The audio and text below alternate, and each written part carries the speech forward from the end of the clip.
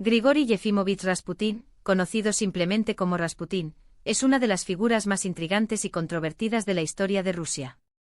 Nació el 22 de enero de 1869 en el pequeño pueblo de Pokrovskoye, en Siberia, en una familia de campesinos.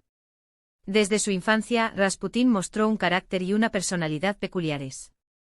En lugar de seguir el camino tradicional de su familia trabajando en el campo, mostró un interés profundo por la religión, lo que lo llevó a convertirse en un peregrino errante, viajando a monasterios y buscando una conexión más profunda con lo divino. En sus viajes, Rasputin se unió a diversas sectas religiosas y adoptó una filosofía mística, lo que lo distinguió de otros campesinos de su tiempo. Su figura misteriosa y carismática pronto atrajo la atención de quienes lo rodeaban. La fama de su habilidad para curar y sus visiones espirituales creció, lo que lo llevó a ser conocido como un hombre santo en ciertos círculos. Sin embargo, fue a principios del siglo XX cuando su vida tomó un giro significativo, que cambiaría no solo su destino, sino también el de la familia imperial rusa. En 1905, Rasputin llegó a San Petersburgo, donde, a través de sus conexiones con varios clérigos de la ciudad, se acercó a la corte del zar Nicolás II.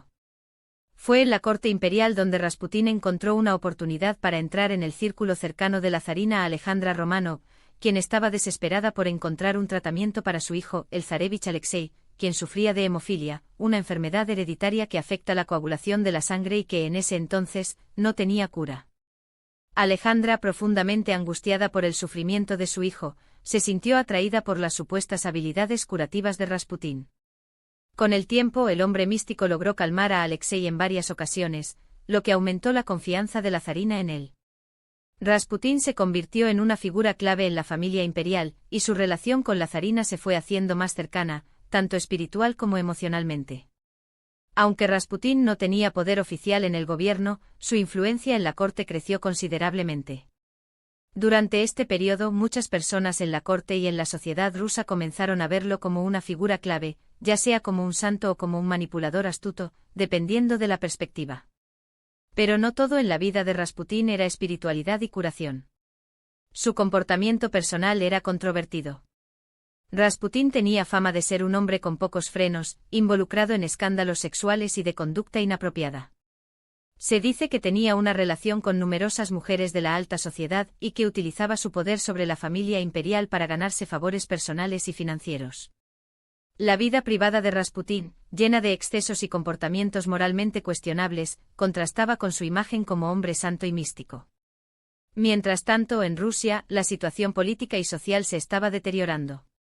La Primera Guerra Mundial había comenzado en 1914 y había dejado al pueblo ruso agotado y desmoralizado, y las políticas del zar Nicolás II, junto con la influencia de Rasputin, contribuyeron a aumentar el descontento. Rasputin, aunque aparentemente estaba aislado en su rol dentro de la corte, continuaba siendo una figura polémica y, para muchos, el rostro de la decadencia imperial. La relación entre Rasputin y la familia imperial, especialmente con la zarina, también fue vista con escepticismo por la nobleza rusa y por los principales políticos del país. Muchos lo consideraban una amenaza para el orden establecido, y su poder dentro del círculo imperial fue motivo de creciente resentimiento. Sin embargo, lo que realmente provocó su caída fue su intervención en los asuntos políticos, algo que despertó una gran animosidad en los altos círculos.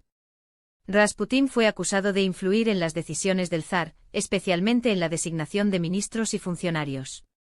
Finalmente, el 30 de diciembre de 1916, un grupo de nobles conspiró para asesinar a Rasputin. El plan fue llevado a cabo por el príncipe Félix Yusupov, el gran duque Dmitri Pavlovich y otros conspiradores que temían la creciente influencia de Rasputin sobre la familia imperial.